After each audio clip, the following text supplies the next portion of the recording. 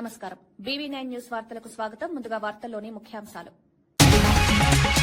ధాన్యం సమస్య పరిష్కారానికి కేంద్రం అనుమతించిందన్న నాదెండ్ల, 2 లక్షల టన్నుల బాయిల్డ్ రైస్ సేకరణ, గ్యాస్ సిలిండర్ దుర్వినియోగంపై కేసులు నమోదు, రైతులకు మేలు చేసేలా ధాన్యం కొనుగోలు వేగవంతం.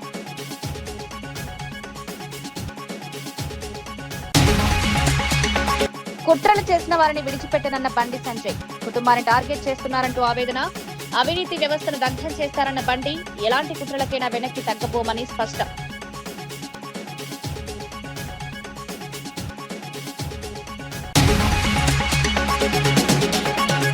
రోజాపై సెటర్లు వేసిన ఎంపీ బైరెడ్డి సబరి, విజయ్ గెలుపుకు జగన్ కారణమంటూ రోజాపై ఎద్దేవా, డైవర్షన్ రాజకీయాల్లో వైసీపీ ముందుంటుందని వ్యాఖ్య, అభివృద్ధి మానేసి విమర్శలతో కాలక్షేపాలన్న బైరెడ్డి. రైల్ రోకో కేసులో కవితకు రైల్వే కోర్టు సమన్లు, బీసీ రిజర్వేషన్ల ఆందోళన కేసులో కోర్టుకు హాజరు ఆదేశం, రైళ్ల రాకపోకలకు ఆటంకం కలిగించారని ఆరోపణ, కవిత కోర్టుకు హాజరవుతారా అన్నదానిపై ఆసక్తి.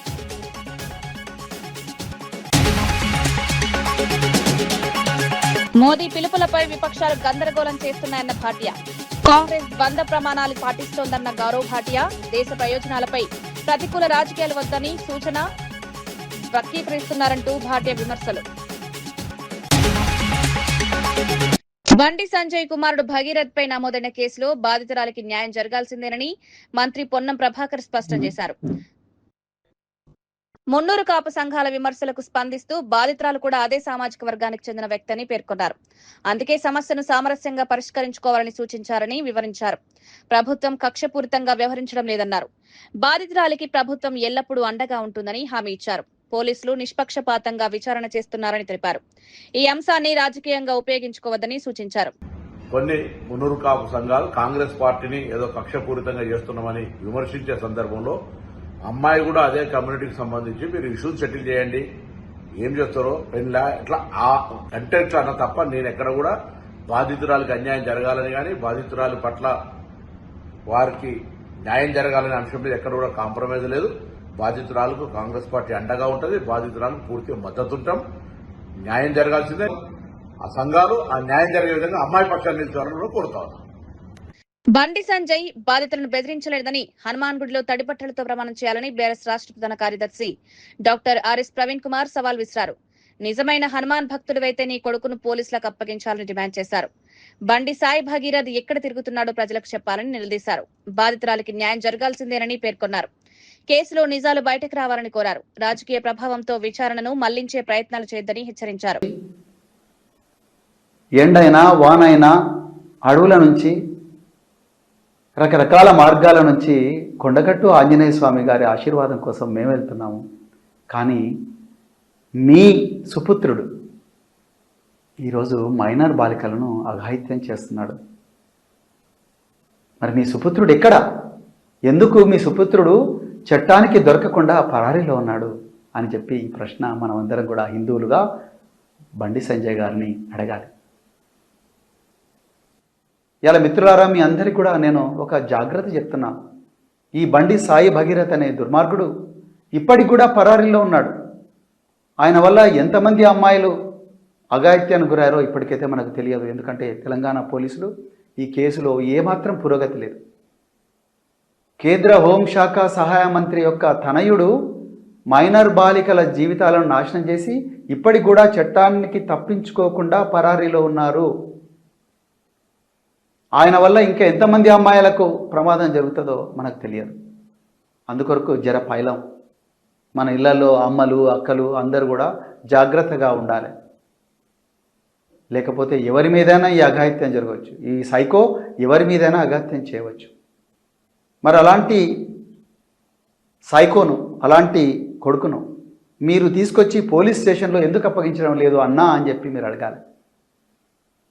ఆ రోజు సంజయ్ గారు ప్రతిసారి కూడా తన ఉపన్యాసాల్లో అంటుంటారు, సోమవారం మనం ఏ దేవుణ్ణి పూజిస్తాం, మంగళవారం అన్న ఏ గుడికి పోతాం, బుధవారం ఏ గుడికి పోతాం, గురువారం ఏ గుడికి పోతాం, శుక్రవారం ఏ గుడికి పోతాం అని మనందరినీ సభాముఖంగా ప్రశ్నలు అడుగుతూ ఉంటారు. అంటే వారు ఏం చెప్పదలుచుకున్నారంటే నేను వచ్చిన తర్వాతనే మీకు ఈ గుడి పోవడం అలవాటైంది అని చెప్పి చెప్పదలుచుకున్నారు. బీజేపీ వచ్చిన తర్వాతనే హిందూయిజం అనేది ఈ దేశంలో ఉంది వచ్చింది అనే చెప్పదలుచుకున్నారు బీజేపీ వారు. కానీ ఎన్నో యుగాల నుంచి వస్తుంది ఈ హిందూ మతం, హిందూ ధర్మం. అందరినీ కలుపుకొని పోయే అన్ని ఏ విధంగా అయితే గంగానది అన్ని విధాలు కలుపుకుంటూ పోతుందో ఆ విధంగా హిందూ ధర్మం ఎన్నో రకరకాల భావజాలను తనలో కలుపుకుంటూ పోతా ఉన్నది. కానీ ఈరోజు మనమందరం కూడా బండి సంజయ్ గారిని ఈరోజు ప్రశ్నలు అడగాల్సిన కుట్రలు కుతంత్రాలతో తన కుటుంబాన్ని బజారున పడేశారని కేంద్ర మంత్రి బండి సంజయ్ ఆవేదన వ్యక్తం చేశారు. తనపై జరుగుతున్న ఆరోపణల నేపథ్యంలో భావోద్వేగంగా స్పందించారు. ఆంజనేయ స్వామి లంకా దహనం చేసినట్లు ఈ వ్యవస్థలో ఉన్న దళారులు అవినీతి వ్యవస్థను దగ్ధం చేస్తారన్నారు. శ్రీరామచంద్రుడికే అరణ్యవాసం తప్పలేదని గుర్తు చేశారు. తన గుండెపై కాషాయం జెండా ఉందని, తలపై అమ్మవారి ఆశీస్సులు ఉన్నాయని పేర్కొన్నారు. ఎలాంటి కుట్రలు చేసినా తాను వెనక్కి తగ్గబోనని స్పష్టం చేశారు. తన కుటుంబాన్ని గౌరవంగా దెబ్బతీసే ప్రయత్నాలు చేస్తున్నారని ఆరోపించారు. ప్రజలు నిజం తెలుసుకుంటారని, తప్పుడు ప్రచారాలు నిలవవని సంజయ్ వ్యాఖ్యానించారు. మీరు పెట్టిన నిప్పు ఒక ఆంజనేయ స్వామిలాగా ఈ దళారుల వ్యవస్థను, ఈ అక్రమార్క వ్యవస్థను, ఈ కుటుంబ వ్యవస్థను, ఈ అవినీతి వ్యవస్థను పక్కా దగ్ధం చేస్తా, దహనం చేస్తా.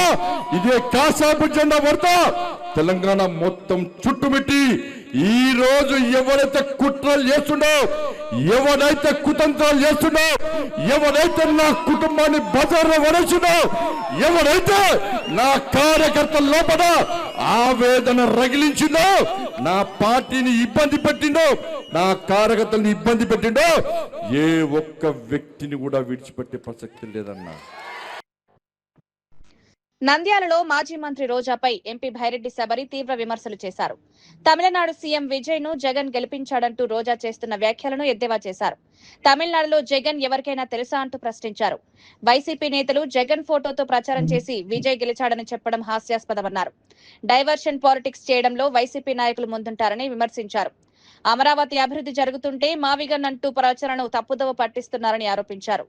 రోజా ప్రత్యక్షంగా ప్రచారం చేస్తే విజయ్ మాత్రమే కాదు, అమెరికా అధ్యక్షుడు ట్రంప్ కూడా వైసీపీ వల్లే గెలిచాడని చెప్తారని సెటైర్లు పెట్టి నిలబడి ఉంటారు. కానీ ఎవరు జగన్ అంటే ఎవరికైనా తెలుసా? అక్కడ మరీ ఎక్కువైపోయింది వీళ్ళది. డైవర్షన్ ఎవరు చేస్తున్నారు? మావిగన్ అనుకుంటా, ఎక్కడ ముఖ్యమైన ఇవి జరుగుతుంటే మావిగన్ అనుకుంటా ఆయన డైవర్ట్ చేస్తాడు.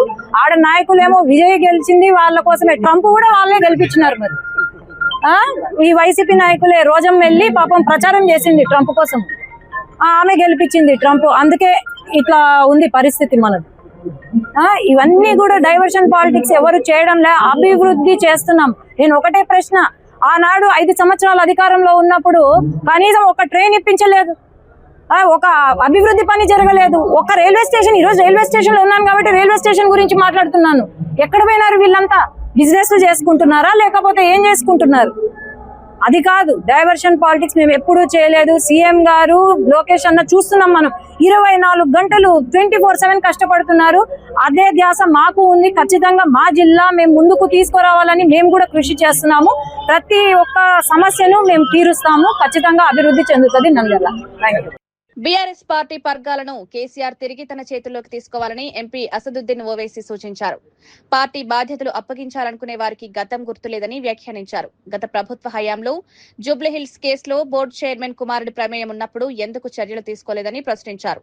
బండి సంజయ్ కుమారుడి వ్యవహారంలో రేవంత్ సర్కార్ చర్యలకు సిద్ధమైందని పేర్కొన్నారు. గతాన్ని మర్చిపోయి తనపై విమర్శలు చేసే ముందు బీఆర్ఎస్ నేతలు ఆత్మవిమర్శ చేసుకోవాలని హితవు పలికారు.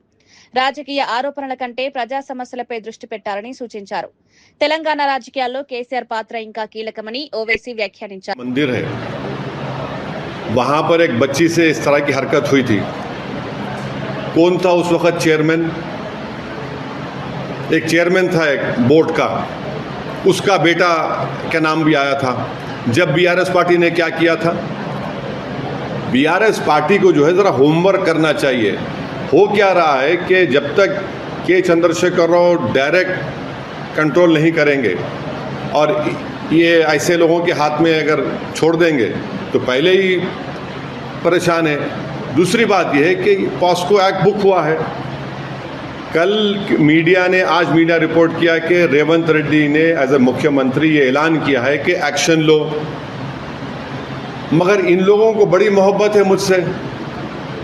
अरे तुम कभी झांक के तो देखो तो वो मंदिर के पास जो वाकया हुआ था, आपने क्या किया था? जब सवाल यह है कि हमारी बेटियों को प्रोटेक्शन मिलना चाहिए, सरकार किसी की हो, और उम्मीद करते हैं कि ऐसे मौके पे कांग्रेस की सरकार उस पीड़ित परिवार के साथ खड़ी होगी जो चीफ मिनिस्टर ने कह दिया है। अब इंक्वायरी होगी, law will take its own course. Cinema పంపిణీ థియేటర్ల ఆదాయం పంపకాలపై నిర్మాత శిరీష్ రెడ్డి సంచలన వ్యాఖ్యలు చేశారు. తమిళనాడు, కర్ణాటక, ఉత్తరాది రాష్ట్రాల్లో పంపిణీదారులకు నిర్ణీత శాతం ప్రాతిపదికన ఆదాయం ఇస్తున్నారని పేర్కొన్నారు. కానీ తెలుగు రాష్ట్రాల్లో మాత్రం అలాంటి విధానం ఎందుకు లేదని ప్రశ్నించారు. అన్ని చోట్ల పర్సెంటేజీలు ఇస్తున్నప్పుడు తెలుగు రాష్ట్రాలు ఏం పాపం చేశాయని ఆవేదన వ్యక్తం చేశారు. తెలుగు సినిమా పరిశ్రమలో పంపిణీదారులు, థియేటర్ యజమానులు అనేక ఇబ్బందులు ఎదుర్కొన్నారని తెలిపారు. సమాన న్యాయం జరిగేలా ప్రభుత్వం, పరిశ్రమ పెద్దలు ముందుకు రావాలని మేము కాదు మాట్లాడాల్సింది. మేము మాట్లాడితే శిరీష్ రెడ్డి బ్యాడ్, శిరీష్ రెడ్డి ఇలా మాట్లాడతాడు. ఇది కాదు, వ్యవస్థని మొత్తం టోటల్ ఇండియాలో అన్ని స్టేట్లు తిరిగి ఎక్కడ ఏ వ్యవస్థ ఎలా నడుస్తుంది. మనం ఒక్కళ్ళం కాదు కదా. ప్యాన్ ఇండియా సినిమాలు చేసి ఒక పుష్ప లాంటి సినిమా ఇవాళ ఎంతమంది ఎంజాయ్ చేశారండి వరల్డ్లో, ఇండియాలో. మనం ఎక్కడ ఎంజాయ్ చేశాం? మనకేంటి చెప్పండి? వాళ్ళు ఎంజాయ్ చేస్తున్నారు. ఇప్పుడు అక్కడ పోయి అందరికి పర్సెంటేజ్ ఇచ్చి వస్తున్నాం కదా. మేము గేమ్ చేంజర్ చేసాం, మేము ప్యాన్ ఇండియా సినిమాలు చేస్తున్నాం, మేము ఇప్పుడు ఇందులో సల్మాన్ ఖాన్తో సినిమా చేస్తున్నాం. అంటే ఎంత పాన్ ఇండియా సినిమా అయినా తెలుగు స్టేట్స్లో వచ్చే డబ్బు వేరు, మిగతా దాంట్లో ఇప్పుడు మీరు అన్నట్టు బెంగళూరులో ఇస్తున్నారు, లేకపోతే తమిళనాడులో ఇస్తున్నారు అంటే నెంబర్ ఆఫ్ థియేటర్స్ తక్కువ అయి ఉండొచ్చు. ఇంకా అక్కడ దేర్ ఈస్ నో ఆల్టర్నేట్ అయి ఉండొచ్చు. కానీ రావాల్సిన డబ్బే ఇక్కడ. ఒక నిమిషం, నేను ఆన్సర్. ఆల్టర్నేట్ ఎందుకయింది? మూతపడ్డాయి. బాంబేలో ఎన్ని సింగిల్ థియేటర్లు చెప్పండి? బాంబేలో ఎన్ని సింగిల్ థియేటర్లు? బాంబేలో సంవత్సరాలు అయిన సినిమాల రోజులున్నాయి కదా. ఎక్కడ పోయినా ఆ థియేటర్లు లేవు కదా. ఇప్పుడు రేపు అదే హైదరాబాద్ అలే ఆగుద్ది. ఇంకొక 1 year తర్వాత మొత్తం ఏ థియేటర్ కనపడుతుంది? నేను RRR రిలీజ్ చేశాను నైజాంలో. RRR సినిమాకి ఇప్పటికీ సినిమాకి 100 థియేటర్లు పోయినాయి తెలుసా మీకు? ఎన్ని రోజులైంది RRR వచ్చి? అంతరించిపోతుంది. ఇవన్నీ తెలిసిన వ్యక్తిగా నేను మాట్లాడుతున్నా. తెలియని వాళ్ళు చాలా మాట్లాడుతున్నారు. ఇండస్ట్రీలో ఏ ప్రొడ్యూసర్ తెలియదు, ఏ థియేటర్ బంద్ అయింది తెలియదు, ఏ థియేటర్ ఉన్నది తెలియదు. మేము మాట్లాడుతున్నాం, పోతుంది. ఎందుకంటే డిస్ట్రిబ్యూషన్లో ఉన్నాం మేము. ఇంక ఉండాల వ్యవస్థలో. ఇక్కడ డిస్ట్రిబ్యూషన్ అయితే మూసుకోలేం కదా. సో అంటే బీయింగ్ ఏ ప్రొడ్యూసర్, రాష్ట్రంలో నిల్వ ఉన్న ధాన్యం సమస్యను పరిష్కరించేందుకు కేంద్ర ప్రభుత్వం సుమారు 2 లక్షల టన్నుల బాయిల్డ్ రైస్ సేకరణకు అనుమతినిచ్చిందని మంత్రి నాదెండ్ల మనోహర్ తెలిపారు. రైతులకు ఉపశమనం కలిగించే నిర్ణయం ఇదని పేర్కొన్నారు. గ్యాస్ సిలిండర్ల దుర్వినియోగాన్ని అరికట్టేందుకు ఇప్పటికే కేసులు నమోదు చేసినట్లు వెల్లడించారు. భవిష్యత్తులో పైపుల ద్వారా గ్యాస్ సరఫరాను మరింత విస్తరించనున్నామని చెప్పారు. రాష్ట్రంలో పెట్రోల్, డీజిల్ నిల్వలు పుష్కలంగా ఉన్నాయని, ప్రజలకు అవసరమైన వస్తువుల సరఫరాలో ఎలాంటి అంతరాయం ఉండదన్నారు. ఒక 50% బెటర్గా ఉంది. మేము సోమవారం ఢిల్లీ వెళ్తున్నాం. ఢిల్లీలో కూడా మేము అక్కడ ఉన్న అధికారులతోటి సమీక్షా సమావేశం ఏర్పాటు చేసుకుని దీనికి ఒక సొల్యూషన్ అనేది తీసుకురావాలని మేము ప్రయత్నం చేస్తున్నాం. తప్పకుండా ఆల్టర్నేటివ్, ఈ గనీ బ్యాగ్స్ బదులు ఆల్టర్నేటివ్ ఏం చేయగలుగుతాం మనం ప్యాడీ ప్రొక్యూర్మెంట్లో అనే దానిపైన మేము అధ్యయనం చేశాం ఆల్రెడీ. కానీ ఒకసారి వాళ్ళ పర్మిషన్ కూడా తీసుకోవాలి కాబట్టి కేంద్ర ప్రభుత్వంతో మేము చర్చించిన తర్వాత ఈ సమస్య రాకుండా చూస్తాం. ఇదివరకు ఉన్నంత డిమాండ్ లేదు ఈ రోజున. ఇప్పుడు గతంలో కేరళ రాష్ట్రానికి ఎక్కువగా వెళ్లేది, ఇప్పుడు కేరళ రాష్ట్రంలో కూడా ఆ వెరైటీ ఎక్కువ వాడడం లేదు. సో అందుకనే మనకు వచ్చిన కేంద్ర ప్రభుత్వం నుంచి వచ్చిన వెసులుబాటు, ఈ 2 లక్షల మెట్రిక్ టన్నులు బాయిల్డ్ రైస్ తీసుకోమని మన వెసులుబాటు ఏదైతే ఇచ్చారో అది ఖచ్చితంగా బొండాల కోసం వాడతాం. వారం రోజుల లోపే ఈ గ్యాప్ ఏదైతే ఉందో డెలివరీ గ్యాప్, దాన్ని 4 రోజులకి తగ్గించాలని ఎల్పీజీ గ్యాస్ విషయంలో వాళ్ళతో స్పష్టమైన కమిట్మెంట్ తీసుకున్నాం. అదేవిధంగా డీజిల్ విషయంలో కానివ్వండి, పెట్రోల్ విషయంలో కానివ్వండి సుమారు 21 రోజుల స్టాక్ నిల్వలు ఉన్నాయనే విషయం వాళ్ళు ప్రస్తావించారు. కాబట్టి ఎక్కడ కూడా కొరత ఉండదనే విషయం మీ ద్వారా రాష్ట్ర ప్రజలందరూ కూడా సమాచారం అందిస్తున్నాం. ప్రధాని మోదీ చేస్తున్న పిలుపులపై విపక్షాలు అనవసర గందరగోళం సృష్టిస్తున్నాయని బీజేపీ ప్రతినిధి గౌరవ్ భాటియా మండిపడ్డారు. గతంలో నెహ్రూ, ఇందిరాగాంధీ ఇలాంటి పిలుపునిచ్చినప్పుడు కాంగ్రెస్ స్వాగతించిందని గుర్తు చేశారు. ఇప్పుడు మోదీ విషయంలో మాత్రం ద్వంద్వ ప్రమాణాలు పాటిస్తోందని విమర్శించారు. దేశ ప్రయోజనాల కోసం అందరూ కలిసి పనిచేయాల్సిన సమయంలో ప్రతిపక్షాలు ప్రతికూల రాజకీయాలు చేస్తున్నాయన్నారు. ప్రజలు ఈ రాజకీయాలను గమనిస్తున్నారని పేర్కొన్నారు. ప్రధాని సూచనలను వక్రీకరించి ప్రజల్లో అపోహలు సృష్టించే ప్రయత్నం జరుగుతోందన్నారు. దేశ ఆర్థిక స్థిరత్వం కోసం మోదీ ప్రజలకు సూచనలు చేస్తున్నారని వివరించారు. और मुझे याद आता है कि उस वक्त कांग्रेस पार्टी बीन बजाती हुई कह रही थी कि जिम्मेदार नेतृत्व है, एहतियातन ऐसी अपील कर रहा है. लेकिन आज जब आदरणीय प्रधानमंत्री श्री नरेंद्र मोदी जी अपील करते हैं तो विपक्षी पार्टियों को चाहिए कि वो भी कंधे से कंधा मिला के देश के साथ खड़े रहें, लेकिन वो कहते हैं ये भारत की विफलता दर्शाता है। ये कैसे दोहरे मापदंड हैं, ये जनता आज पूछ रही है। और इसी के साथ ये जो भ्रम फैलाने का प्रयास कांग्रेस पार्टी, आम आदमी पार्टी, समाजवादी पार्टी के अखिलेश यादव कर रहे हैं, तो जनता पूरी तरह से ऐसी नकारात्मक देश विरोधी राजनीति। తెలంగాణ రక్షణ సేన అధినేత్రి కల్వకుంట్ల కవితకు సికింద్రాబాద్ రైల్వే కోర్టు సమన్లు జారీ చేసింది. బీసీ రిజర్వేషన్ల కోసం నిర్వహించిన రైలు రోకో ఆందోళన కేసులో రేపు ఉదయం కోర్టుకు హాజరు కావాలని ఆదేశించింది. రైళ్ల రాకపోకలకు ఆటంకం కలిగించారనే ఆరోపణలపై రైల్వే చట్టం కింద కవితతో పాటు మరో 12 మందిపై కేసులు నమోదయ్యాయి. ఈ మేరకు సెకండ్ జ్యుడిషియల్ మెజిస్ట్రేట్ కోర్టు నోటీసులు పంపింది. బీసీ రిజర్వేషన్ల కోసం ఉద్యమం కొనసాగిస్తామని టీఆర్ఎస్ నాయకులు చెబుతున్నారు. ఈ కేసు రాజకీయంగా ప్రాధాన్యత సంతరించుకుంది. రేపటి విచారణపై రాజకీయ వర్గాల్లో ఆసక్తి నెలకొంది. కవిత కోర్టుకు హాజరవుతారా లేదా అన్నది చర్చనీయాంశం.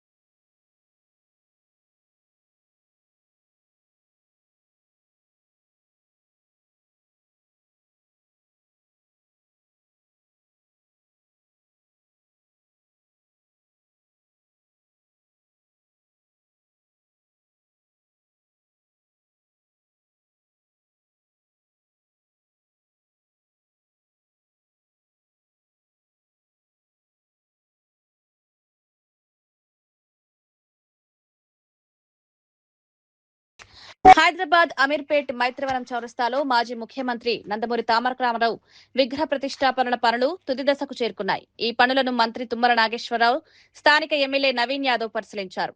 మహనీయుల స్ఫూర్తిని భావితరాలకు అందించాలనే లక్ష్యంతో ప్రభుత్వం ఈ కార్యక్రమానికి చేపట్టిందని మంత్రి తెలిపారు. ఎన్టీఆర్ ప్రజాసేవలు, తెలుగు గౌరవాన్ని ప్రపంచానికి చాటిన నాయకుడని కొనియాడారు. విగ్రహ ప్రాంతాన్ని అందంగా తీర్చిదిద్దుతున్నట్లు అధికారులు తెలిపారు. ప్రజలు సందర్శించేందుకు అవసరమైన సౌకర్యాలు కల్పిస్తున్నామని పేర్కొన్నారు. ఎన్టీఆర్ ఆశయాలను యువత గుర్తుంచుకోవాలని మంత్రి సూచించారు.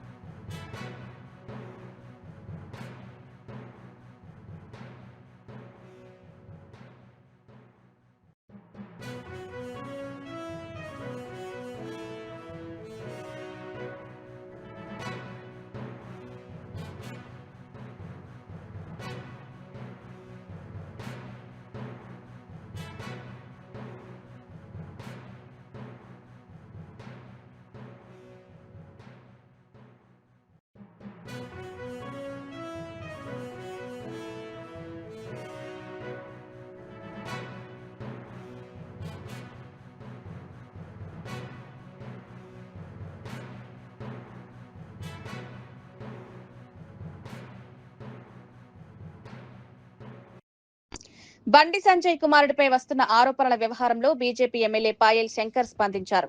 రాజకీయంగా ఎదుర్కోలేక కొందరు పార్టీలు బండి సంజయ్ ప్రతిష్టను దెబ్బతీయడానికి తప్పుడు ప్రచారం చేస్తున్నాయని ఆరోపించారు. నిజాలు బయటకు రావాలని, సిట్ విచారణ జరపాలని డిమాండ్ చేశారు. విచారణ పూర్తి కాకముందే బీజేపీపై బురద జల్లే ప్రయత్నాలు జరుగుతున్నాయని మండిపడ్డారు.